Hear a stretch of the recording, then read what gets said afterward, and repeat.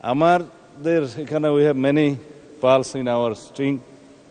Already একজন বক্তৃতা দিয়েছেন, আরও দিবেন মাননীয় আইনমন্ত্রী। আমি না দিলে অনেক সময় খুশি হয় অনেকে। আমি ভাবছিলাম আমাদের আরও জুয়েলস যারা আছে তাদেরকে আজকে একটা একটা করে প্রকাশিত করব। মানে স্পিকার, অনেক ধন্যবাদ আপনাকে। আমি মাঝে মধ্যে আজকে একটু দেখব, কারণ রেকর্ডের ব্যাপার অনেক কিছু এখানে উত্থাপিত হয়েছে।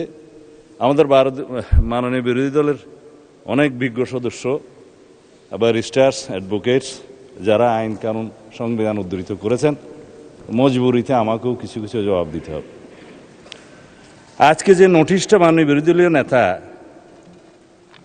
মুলতবি প্রস্তাবের জন্য উত্থাপন করেছেন, লিখিত কাগজটা আমার কাছে আছে। এখানে জুলাই জাতীয় সনদ সংবিধান সংস্কার বাস্তবায়ন আদেশ 2025, আদেশ নম্বর 1 2025, আমি পড়ছি ওনারটা। এর অনুচ্ছেদ 10 অনুযায়ী সংবিধান সংস্কার পরিষদের অধিবেশন আহ্বান প্রসঙ্গে, এটাই হচ্ছে আজকের ফ্যাক্ট ইন ইস্যু, আলোচ্য বিষয়।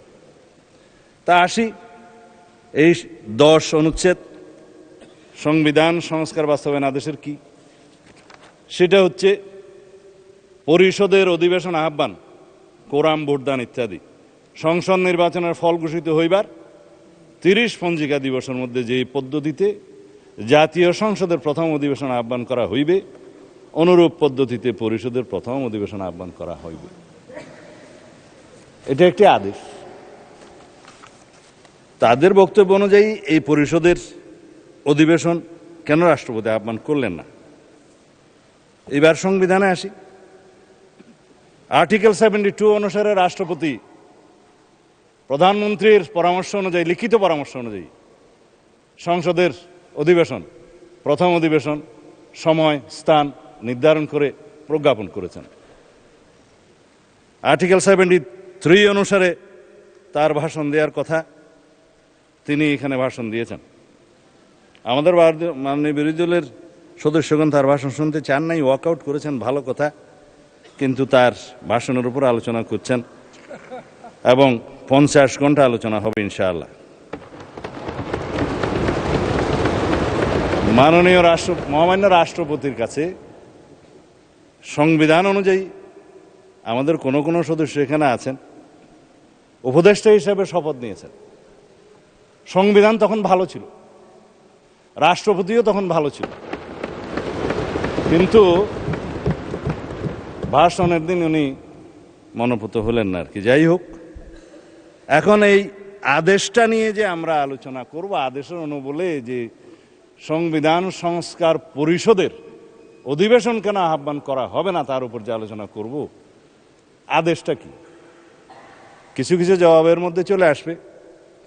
মাননীয় বিরোধী দলের একজন সদস্য বলেছেন এই আদেশটা বৈধ আইন। এইখানেই হচ্ছে বিতর্কটা। এই আদেশটা বৈধ আইন না। রাষ্ট্রপতি আদেশ জারি করতে পারতেন, পাস্ট টেন্স।